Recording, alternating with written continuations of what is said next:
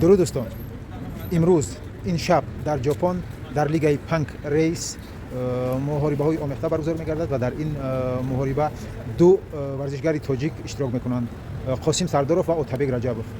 قاسم سرداروف برای کمربند می‌جنگد و حریفی هر دوی تاجیک ژاپنی هستند و ورزشگران تاجیک بباختند هر دوش 5-0 و ما امیدواریم که امشب در ژاپن در لیگ پنک ریس ورزشگران تاجیک دست بالا میشوند و قاسم سرداروف هم صاحب کمربند میشود. این یک افتخار برای ملت تاجیک میشود و دوستان قاسم سرداروف و اوتابک رجبوف رو در کامنتاری ها دستگیری کنید، دعا کنید که اونها امروز دست بالا شوند بر ضد رقیبان ژاپنی و شکست ناپذیر بمانند. دوستان فردا روز دوشنبه من نتیجه این محاربه ها رو به شما حتما میرسانم و امیدوارم که بچه‌های تاجیک دست بالا میشوند. دوستان در کانال مشتی تاجیکی ابونه شوید. خدا یار و یاورتون باد.